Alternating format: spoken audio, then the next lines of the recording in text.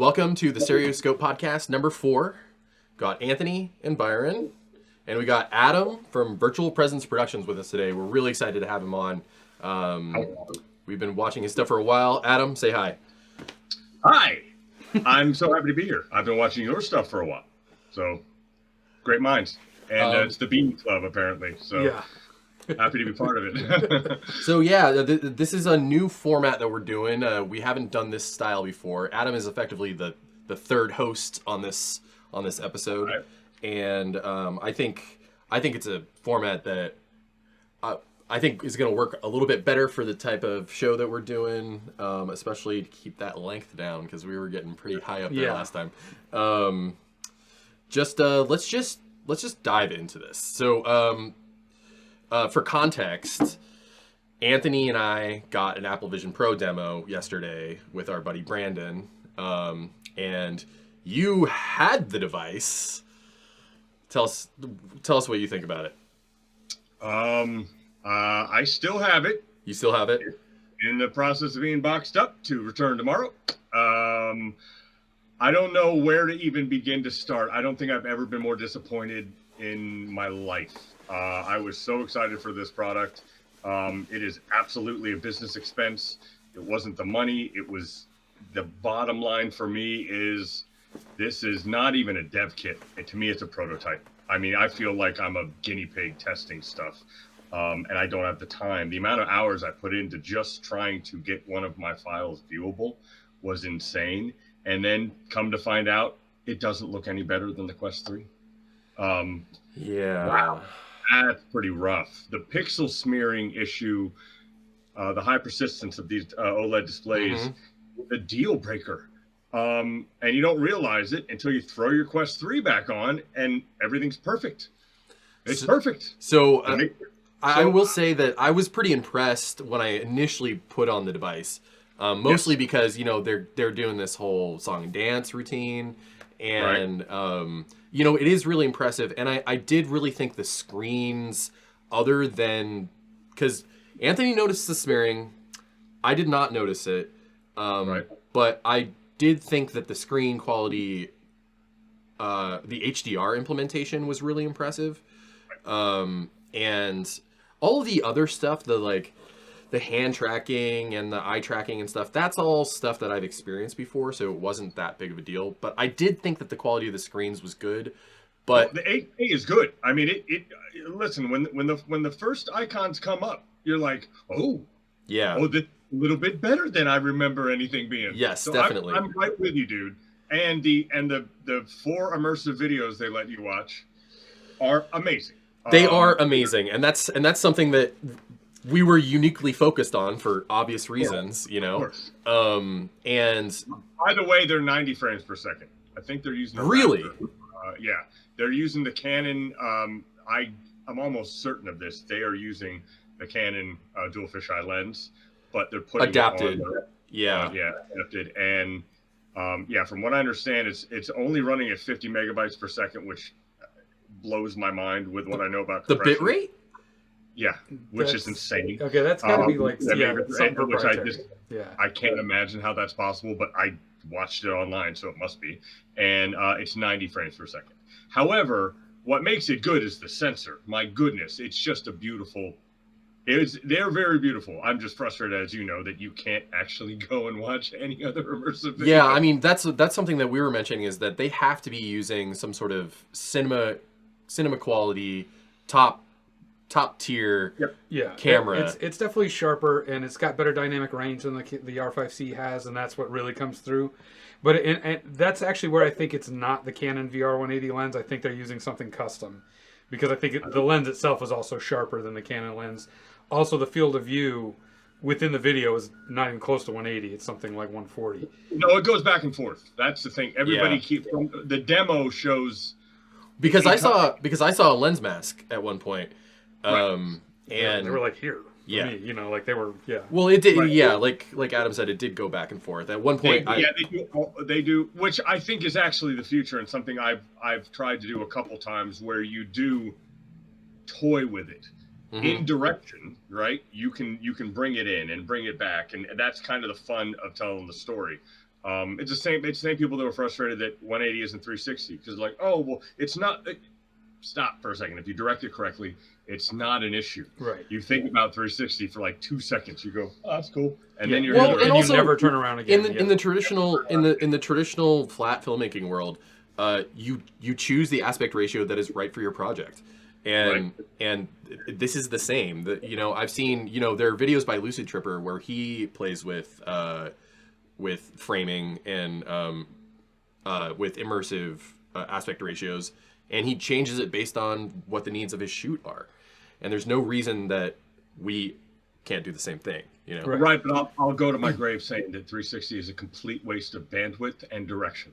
Period. I mean, we largely have come to similar conclusions. I would say that I do think that there are projects that it works for. Yeah. On your phone, yeah. I love it on my phone. I like it's cool looking around, but when I'm sitting down viewing content, just like when you're in a theater, like at no point do I want to do this. Yeah. And there are also other ways to take 180, zoom it in just a little bit, and get to like 210. There are other ways to make people feel immersive. There are players. There's all these things that you can do. But God, as a flat filmmaker, if you're going to convince flat filmmakers to go immersive, you're going to have to at least give them the idea that, okay, the audience can only go like this. Yeah. If you start telling them, Jesus, that they can go like that, you're going to lose. You're just going to lose half of the people that have been doing this for a long time. One feature that I thought the Apple Vision Pro, I was not expecting to have any desire for this at all. I thought the implementation of panoramas was sort of shockingly good. I've never seen a use for panoramas. I think they are one of the most gimmicky features of any. But all of a sudden, I saw these panoramas and I was like, okay, I think I get it now. You know, but I mean, while we're not to not crap all over the Apple Vision Pro, I was disappointed because of what I specifically bought it for. I literally can't use it for. Yeah.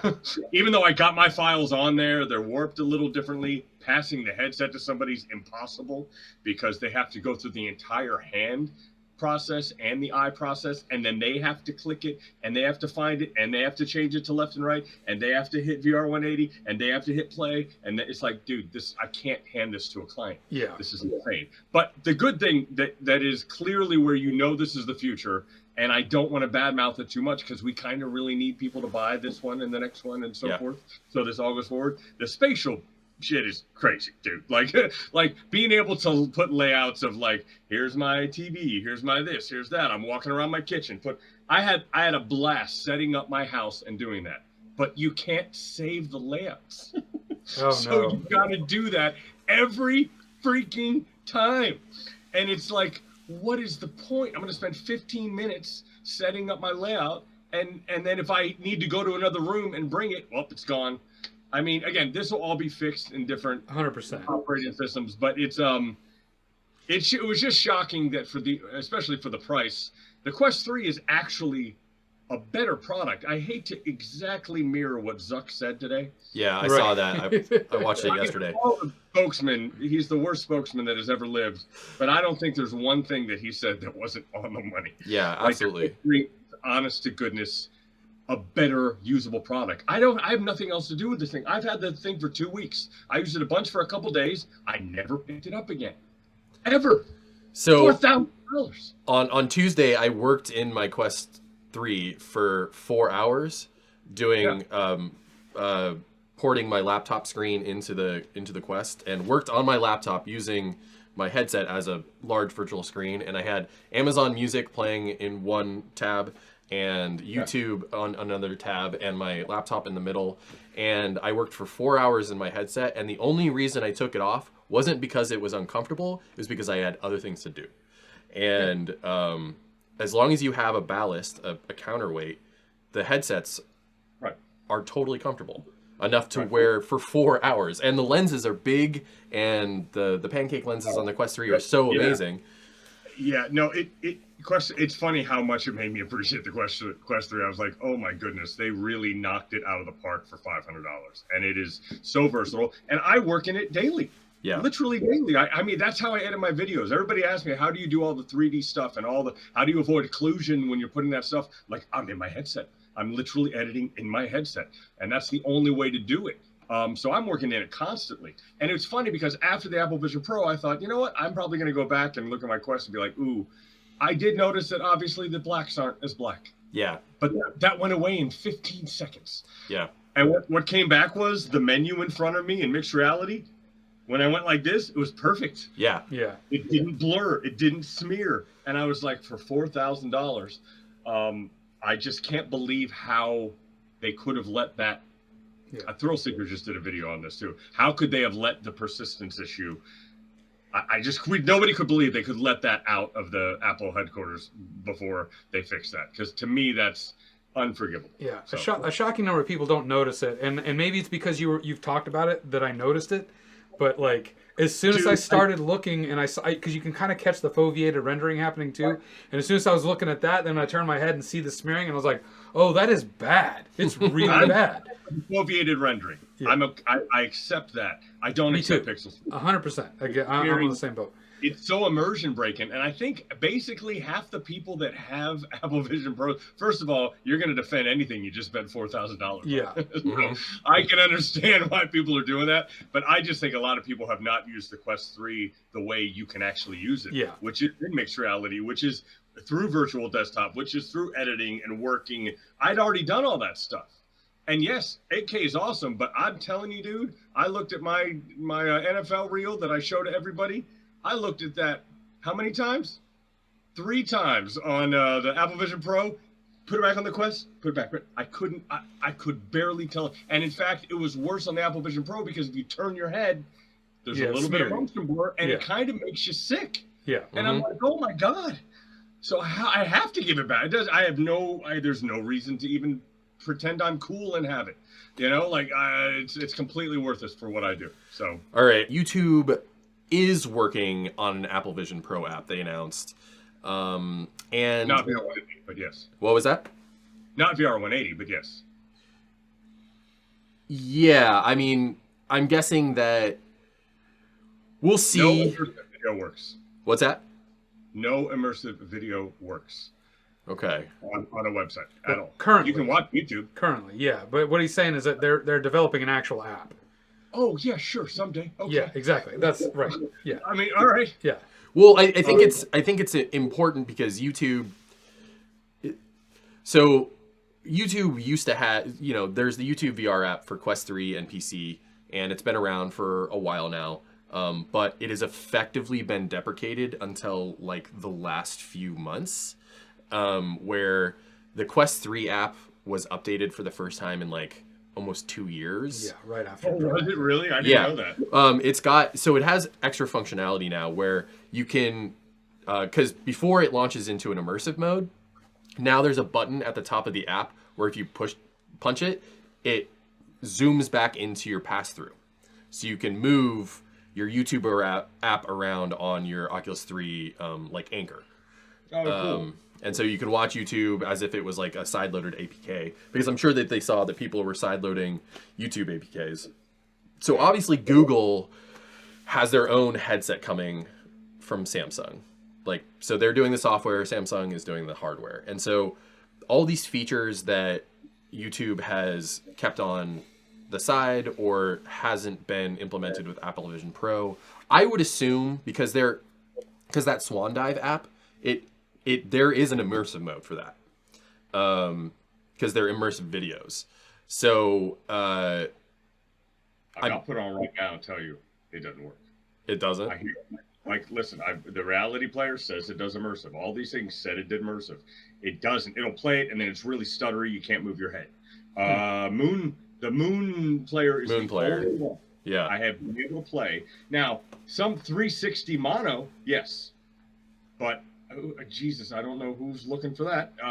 yeah. I'm looking for immersive. Again, it's the immersive video that Apple themselves said is immersive video. Is the future. Right? Yeah. They said it was. They made those 4 things. They made the Alicia Keys thing. They clearly know this is what it is. And they purposely gimped Safari so no one else could be there, which is just silly. I mean, and again, it's great that they're going to develop this app. Something tells me that it's not going to be as easy as people think. I'm talking with all the people at DOVR and like, oh, we're going to make an app that works. And they also kept saying that their WebXR worked. It doesn't. I don't think it's borked. Yeah, I don't think it's going to be as easy as I don't think Apple wants anybody to do it but them. So we'll see. But then again, Meta doesn't seem to care about immersive videos, so I don't. Yeah. It's very and frustrating. that is something that is sort of baffling to me. Is that so? I did end up watching the Doja Cat VR experience, not the Horizon Worlds one, the one on MetaQuest TV. It is in 3D and it's really good. But they only had 4 songs. But Meta's strategy is so baffling because they do music and they do sports, and that's it. But they don't do sports in VR 180. Yeah, but they don't do them in 180. It's mono. It's like, come on, man, you're so close. Well, what's good is it's helping me. Yeah. Why do you think I was able to look impressive at the NFL? Or I have some meetings next week with different major league sports. And the reason is because they think that what's on Meta right now, that's it. And then I come along with this reel, and they're like, what the hell was that? Yeah. I didn't know you could do this. What is this sorcery that you're doing? And yes, so for the time being, keep doing awful, Meta. That's great. But at some point, you would expect them. They've got a 20 million headset user base that doesn't even know this is possible. I mean, I've sold more Meta Quest freaking headsets simply to watch my silly videos than anything I've ever done. It's crazy. People will love this stuff. They want to see well-produced immersive video, and they can't find it. Yeah, I mean, the videos that we're going to feature later, I think the Targo videos, Targo is, I think, co-financed by Meta, and that's why their videos look incredibly good, is because they have the budget for that type of thing. But nobody else has a budget for this stuff because nobody's...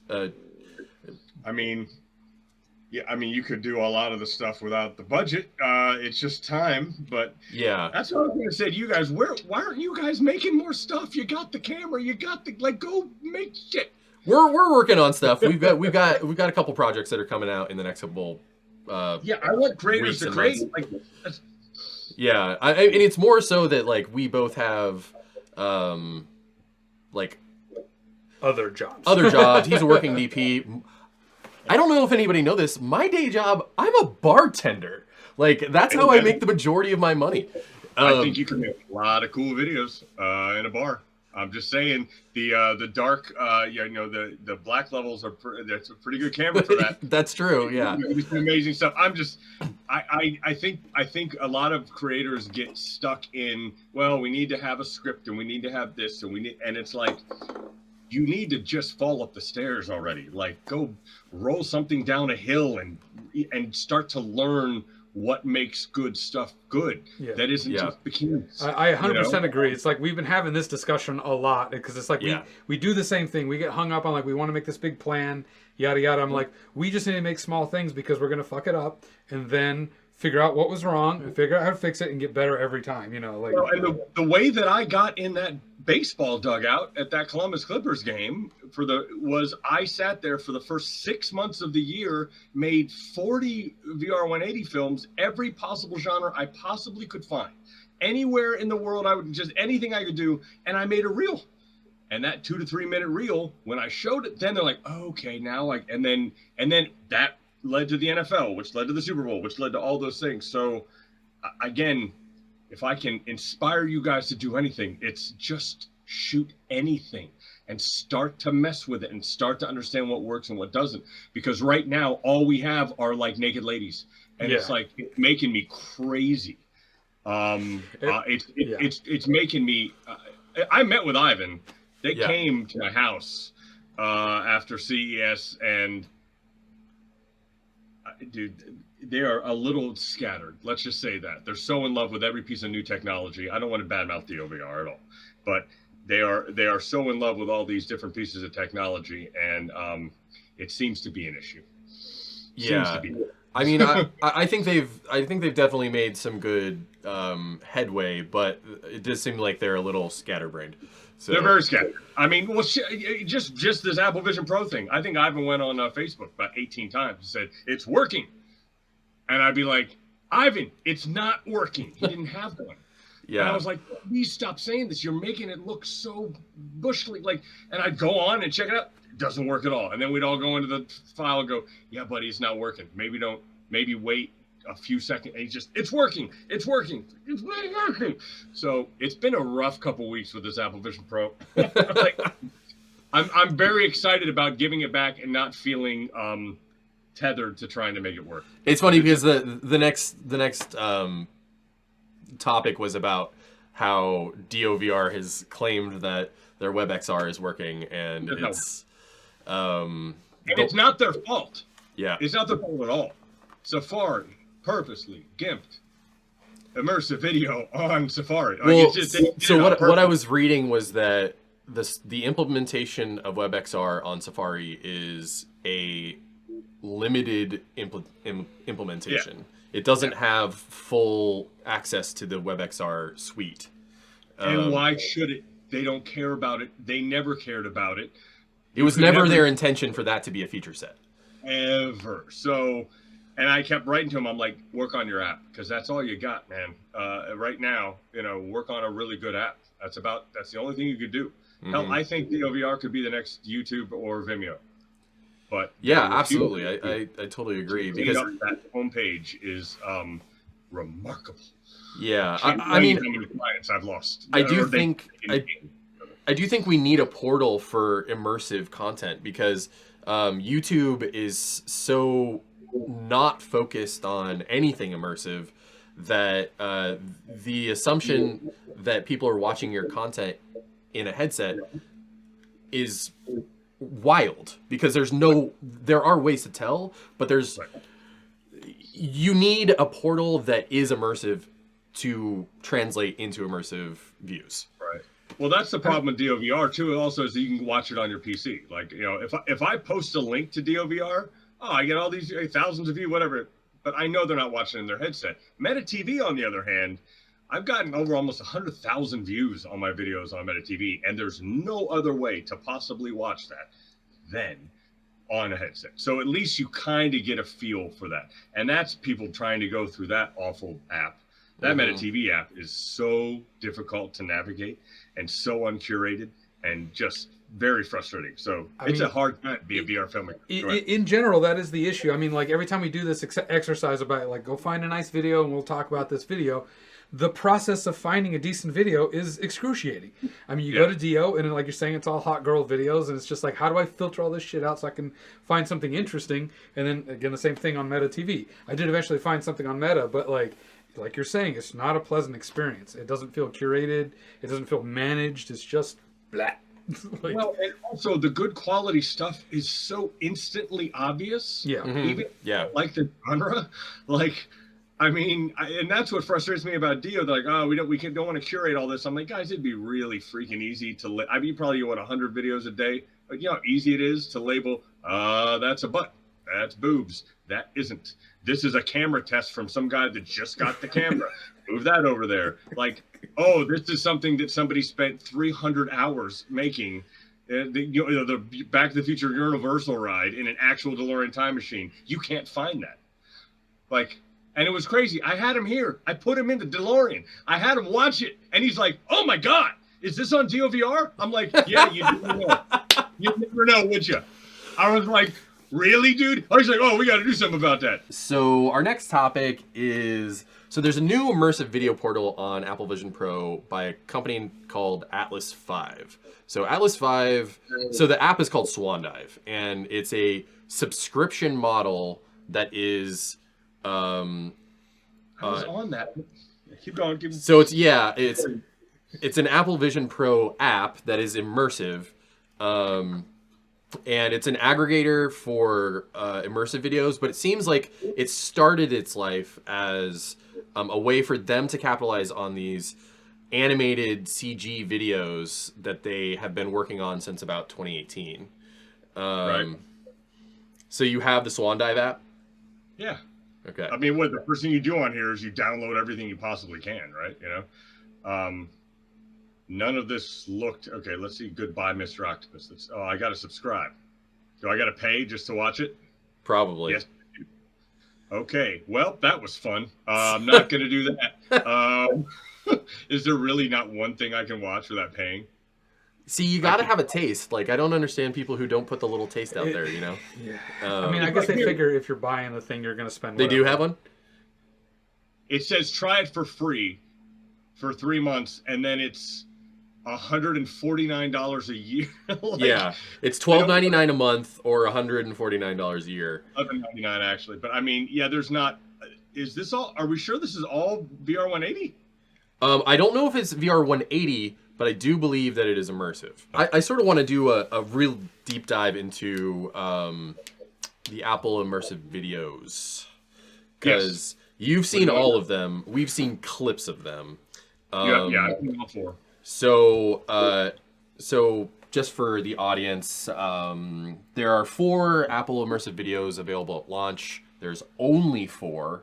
Those are Alicia Keys' Rehearsal Room, Adventure, Wildlife, and Prehistoric Planet Immersive, which is directed. I'm not sure if directed or produced, but definitely produced by Jon Favreau. So in the demo that we got, I think we got clips from all 4 of those videos, plus maybe actually there are clips in the demo that were not in the immersive videos. I mean, I assume that there were probably a couple shots in there that weren't in so the train shot was not in it. Okay. The baseball shot was not in it, which definitely perked my ears a little bit considering I did the whole video in the dugout. But so my take, I was looking at it as a nerd who wants to see fidelity and field of view and all this kind of stuff. My wife watched them, and she's watched all my stuff, and she goes, Adam, they don't look that much better. That's what I said. They really don't. And I'll tell you what I noticed the most, and it's what you were saying about the lenses, Anthony. The clearness of what was in the distance is freaking crazy. Yes, In definitely. fact, it's so crazy, I have to wonder if they didn't do a little wizardry with a second camera and then mix the 2 images, because if you know anything about fisheye lenses, I don't give a fuck, pardon me, I don't care what you do, the distance is always going to be blurry.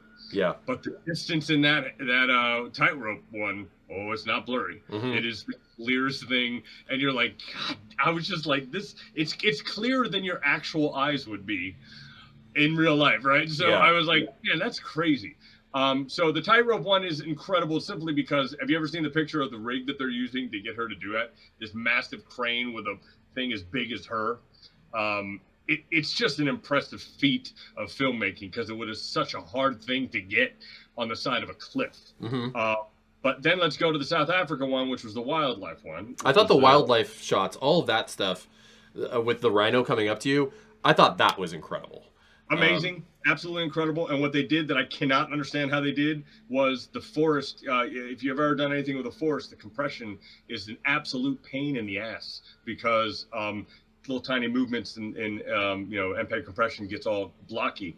They nailed it. But then my wife said, listen, your stuff from New Zealand, Adam, it's real. Like, I don't think anybody would know the difference. Like, you know the difference because you sit there and you pour over this stuff, but it's just as good, because 8K is really 8K 60 to me is the threshold for amazing immersive content. Like reality.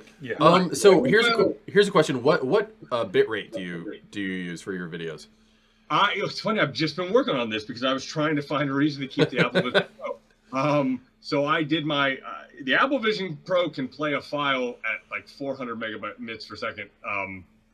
Pretty well. Like I was like, oh, that actually really helps. On my Quest 3, on Quest 2 it was always 100 megabits a second. And then I bumped it up a little to 120 for the Quest 3. None of it really matters because the second you put it online, they do a whole bunch of stuff to it. Mm-hmm. And Lord knows what they put it at to make it streaming. I'm not sure what that number is either. But I was able to push the Quest 3. 200 was too much. 150, it would barely work, but it it didn't always work all the way through the file. Every once in a while, it was a hiccup. So it seems like 140, 120 is probably the sweet spot, but that's only if you're locally putting it onto your Quest and showing it to somebody. But I had uploaded everything at 100 megabits per second. It's close enough. Again, low light's a problem. Forests, any foliage is just a disaster. It is stunning how bad it gets if you try to like walk through a forest with your gimbal. Oh no, it's not going to turn out well. And the VRO films, the Shaman one, you guys that one, the same thing, beautifully shot, everything's great. The second they go into the woods, it's like, oh god. Did you see VR Films Shoshi Milko video, the one in Mexico? No.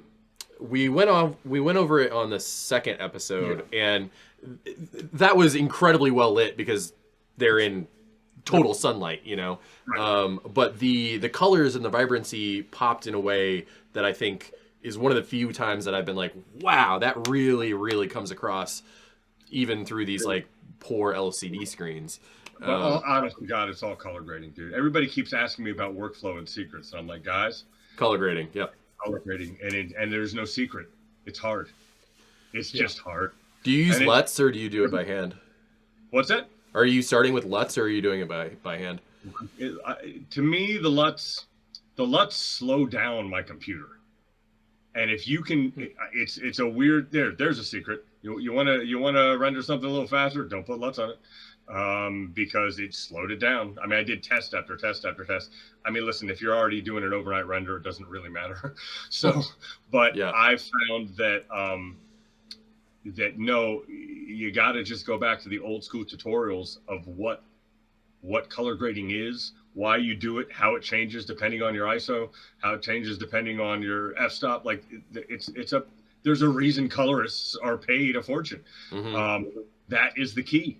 I wish you could apply a codec to these 8K60 files, because I don't want to do it, and it takes a whole lot of time. But that's the secret. That, and I actually edit in the headset.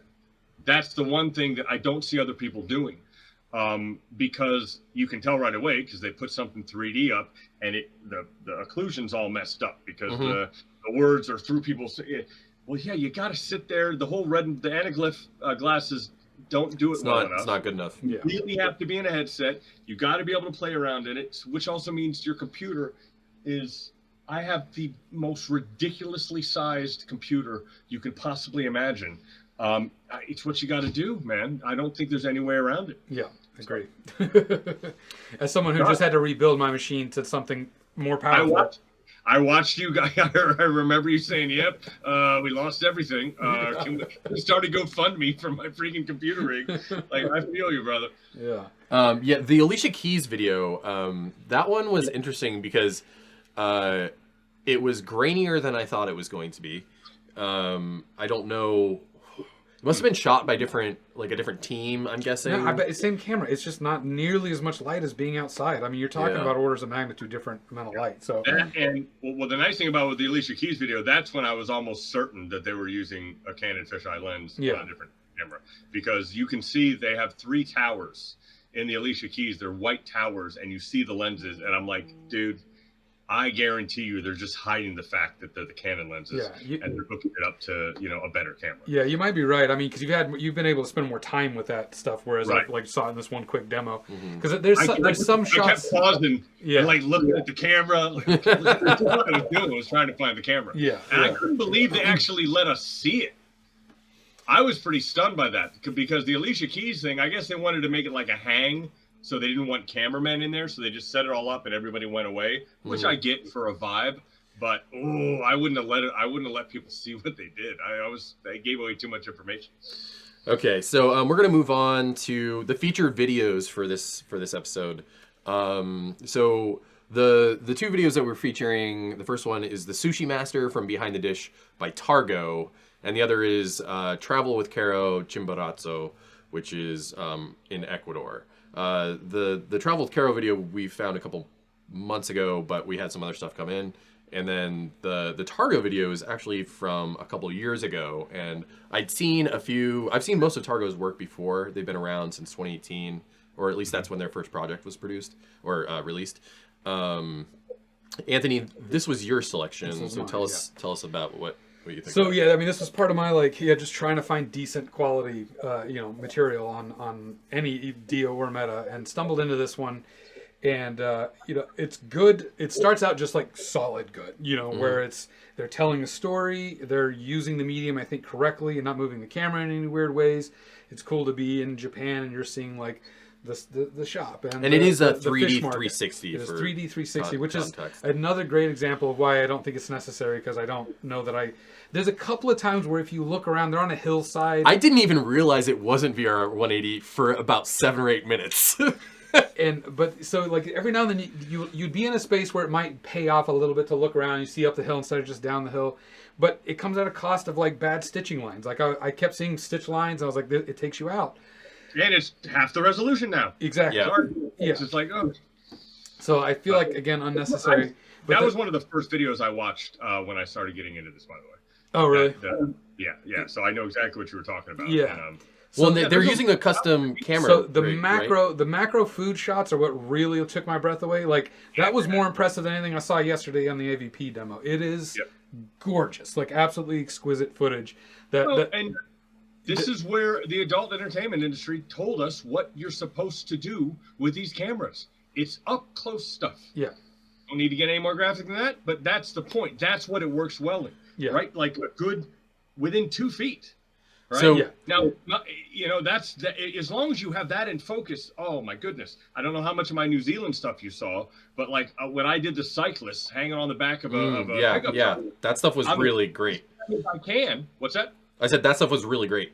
Right, so I'm as close to them as I can, only because that's what makes you feel like, look at the background, right? Yeah. Like now, I just showed you the background, they'd be like, that looks awful. It's all blurry and crap. No, but if you're right close to them, now you're seeing something, and now you're looking in the background while seeing them in your peripheral vision. Right. That's the magic. Which that's feels real.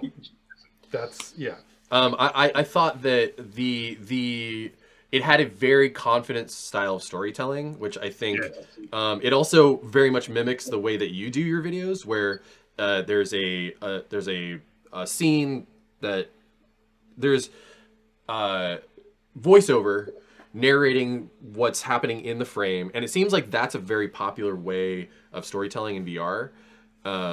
It's a direct translation from 2D doc work, though, too, right? And that's the thing. That's where it translates right over. Yeah, I think it's super necessary for one reason.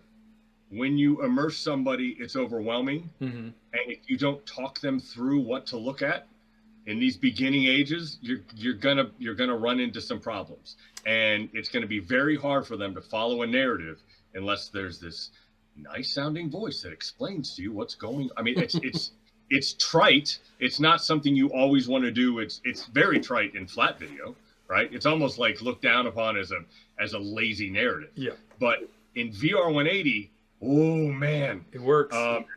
It's funny because the NFL didn't want me to do any voiceover in the reel they were selling to Apple and Meta, and I just fought with them and I said, guys, you have to ground the people in some sort of reality, because if you put somebody who's never been in it before, they go, oh, and you can't possibly tell them what they're seeing. You have to and it's really shocking to me how many VR videos there isn't even an attempt at storytelling.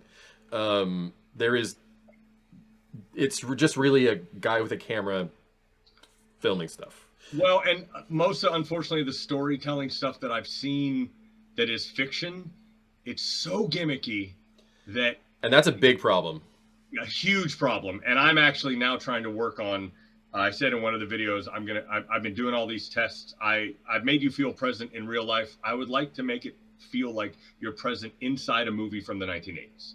I want the different feel, frame rates and grain or whatever, but I said, I want you to feel like you're in a cinematic experience. And that's a whole different thing. But you can't be gimmicky. You have to set it up like a real film shoot. Well, you can't, you know what I mean? Like, here's a question for you. If you were doing something like that, would you have an objective or a subjective camera? Well, it depends on what you're doing, obviously, right? I'm saying try to do it subjective, right? Try to do it that way only I'm working on something where I literally just pour alcohol, pour whiskey in a glass, which has been happening a lot since the Disney and playing a song and leaving the room. I mean, we're talking a 1 minute, 2 minute piece, but those are the kind of things that are just. It's what I keep telling you guys to do. Just go do little things like that. Work on the lighting. See all the things you can do. Your Canon R5C is really good. The dual ISO, it's an amazing camera. I mean, it's a Netflix approved cinema camera. It's no joke. So you've got all the tools there. I don't get caught up in the stories as much as learn the film, the techniques. All my first 80 freaking VR 180 videos were putting myself in really uncomfortable situations and seeing if I could get anything out of it that was workable. Right? That's the key, and that's why it's gotten to a level now where, I mean, you guys were able to see the Rams. Both of you saw the Rams reel. Okay, yeah, dude. Oh Jesus, you're right behind Stafford as he's throwing the pass. It's like, oh my God, that took months of testing to be able to do that. The problem is that when it's live, you got one shot, and if I had missed that shot, it would have been over. So that's what you got to get over. You got to just start recording it. So our next video is Travel with Caro from Caro VR, Chimborazo. And so this one it takes place in Ecuador. This is a shorter video, but it's one of the first videos that I've seen that as soon as I put my headset on and looked at the environment they were shooting in, I was like, oh my God, this is incredible. This is how you get transported to another location. It looks like they're probably using like a K1 Pro or something, because it was a little grainy, but despite that, and another thing that they did really well that I think needs to be the standard for any sort of travel or doc, or at least if you're doing sort of a tour type of situation, is you have to have a host. Yeah. You have a host. A subject to follow. A subject to follow is so important, and it's something that I picked from my last video too, from the Shoshi Milko, is that she's talking to the camera, and we're following her around, and it's clear that they're figuring out the format. But and then the dynamism between the mountainscape, but then when they go into the actual cabin itself, the cabin is. What'd you guys think? Well, I mean, yes. So my only disappointment. So I honestly immediately when I turned it on, I was disappointed because it looked really soft and low res. It was soft, yeah. So I think they had some technical issues because after that, it was very sharp up, and it was beautiful. And so I bought into it. And once they went into the cabin, like you're saying, and then went back out after that, everything looked great, and I was sold on the whole thing. But yeah, I mean, it's like a friend is taking you, like, here's this cool location or whatever, and you're there, and it was effective at what they were trying to do. Adam, did you watch this one? I did. I have nothing more to add. I literally had the exact same thing. Thought it was grainy, which is unfortunately all I ever do if you're not using a Canon R5C. Oh, did my you're back. You're back. Yeah.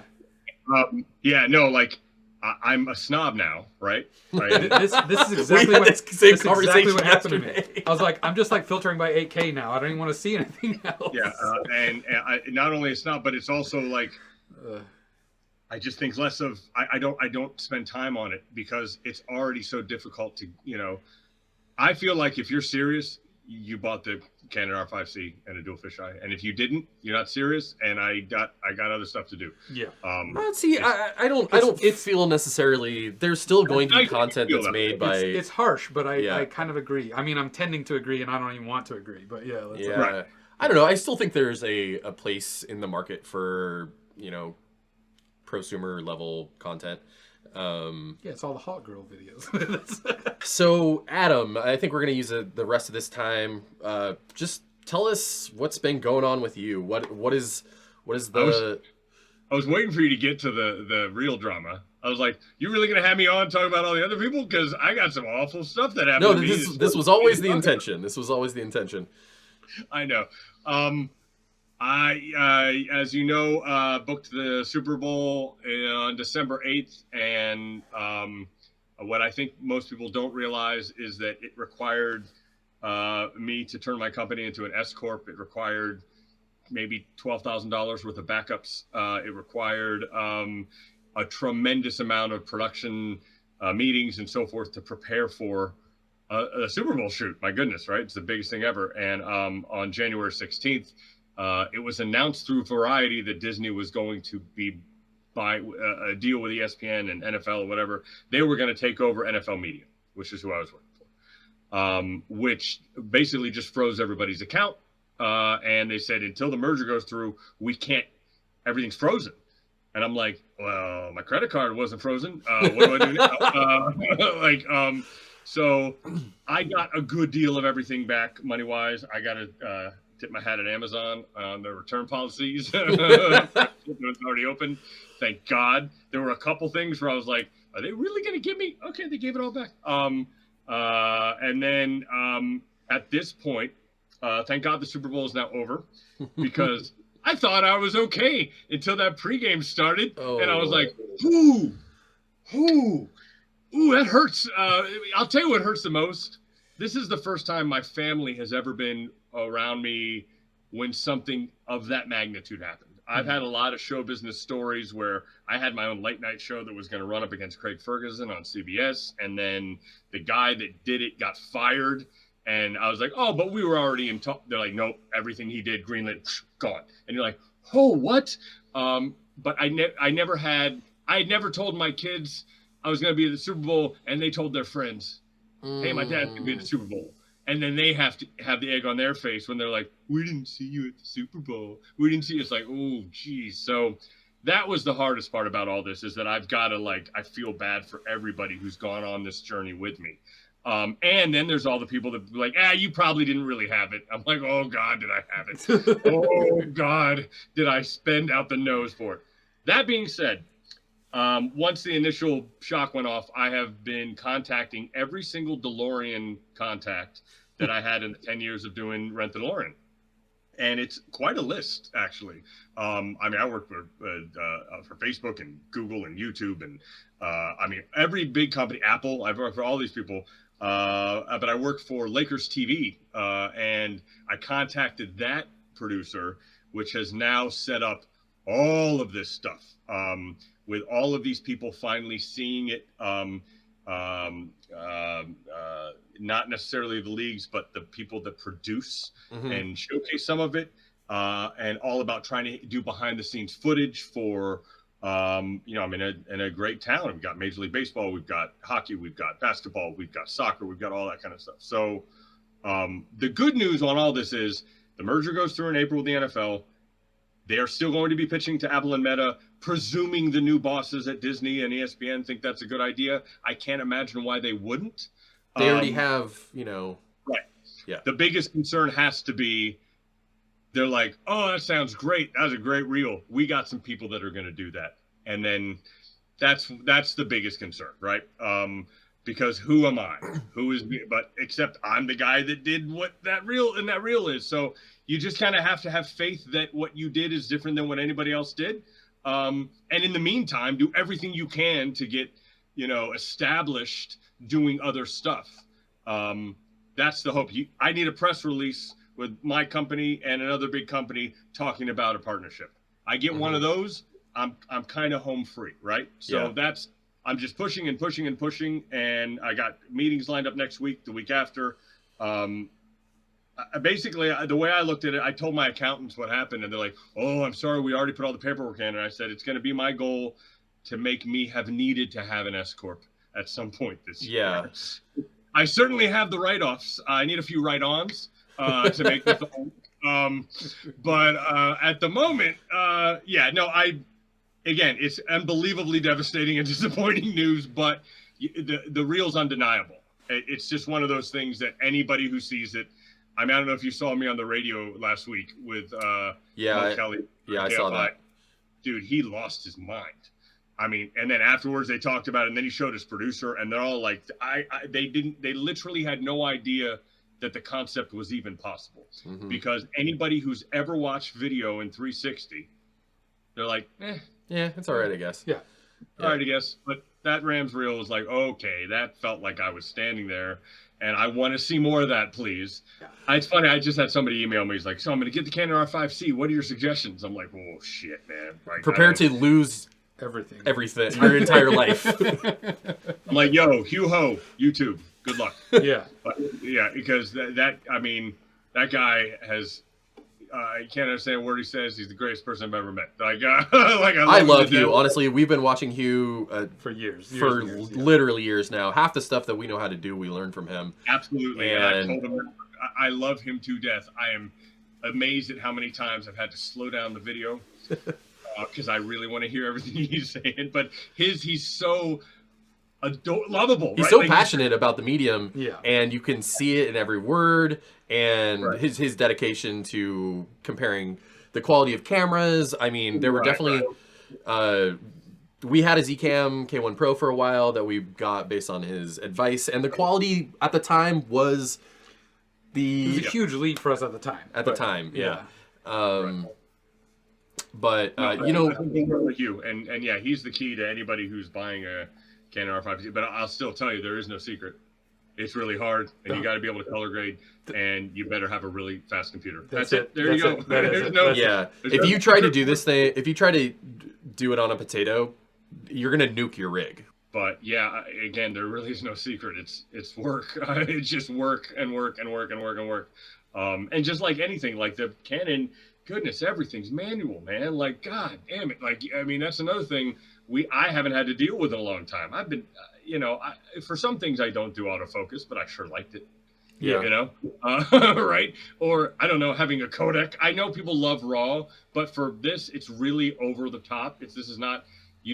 I would love to have a codec on the AK60 file. Yeah. I'm dying for Canon to release a body that does that. Well, like I'm not a professional DP, but I've shot stuff, and the first time I had to use the Canon R5C, I was it was like being pushed off a cliff. Yeah, it was a learning curve. I mean, if you don't do that stuff, since I do that, it was comfortable for me. But the biggest thing for me is camera movement. I immediately said, "There's no way I can do the journey without moving the camera." Oh my God, this is what I do, right? I've done 100 videos a year for 25 years, so if I have to insert it into the journey somehow. So it has to be movement. And then you introduce motion sickness. Thank God my wife has a weak stomach because she became my guinea pig. Your canary, yeah. Thank goodness, the amount of canary in the coal mine mistakes I made, that poor woman. God bless. I mean, because you're sick for 2 hours. It's not like you're okay in a few minutes. She'd be out. I'd be like, ooh, I'll talk to you in 2 hours. And I slowly working back up. So, yeah, it's just hard. And I get why Apple Vision Pro is doing the spatial video, and I understand the baby step that is. However, spatial video just isn't. I mean, the parallax, come on, guys. VR180, if shot correctly, is the most immersive thing you've ever felt in your life. Dude. So spatial video just feels like a Band-Aid to me. So. Yeah. That's pretty much it. That's the whole game right there. Band-Aid. Yeah. $4,000 Band-Aid. Yeah.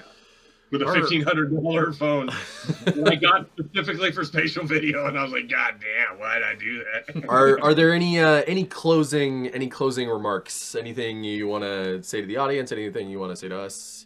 Oh no, I'll say it for the third time. Go shoot, man. Yeah. Shoot. Keep shooting. I've watched this too many times. Shit, even in the flat world, where people are like, well, we need the planning stages. People are so worried about putting something out that isn't the best. And I'm like, it's not going to be. Just keep going, because you progress infinitely. I mean, the difference between my video 5 and my video 25 is night and day. Yeah. Right? And we definitely have learned a lot from just like very basic videos that we thought were just going to be asides. Yeah. Right. And that's the key. Put yourself in the weirdest lighting positions. Understand that camera. keep and again, movement. You're gonna have to learn to move the camera. You're so isolated if you're not moving the camera. Get yourself a little bit of a gimbal and then just throw it in your headset and watch it, and test it 4K 60 so you can watch the files quicker, right? That's a good tip. Just go do tests, put it in, and you'd be surprised at how many mistakes you made that you didn't realize you made. Mm-hmm. The tiniest left and right movement, you lose the audience. Mm-hmm. And you didn't even see it at the time, because when you're filming on this thing, it's this little goddamn. I bought some of those Ventura glasses, right? Oh yeah. And it actually kind of helps. It actually gives you a little bigger screen while watching, but there's just all this extra equipment, and it's kind of a pain in the butt. But yeah, practice. We need more people that aren't just going to show boobs. Oh my God. Yeah. I love boobs, but I'm so tired of them.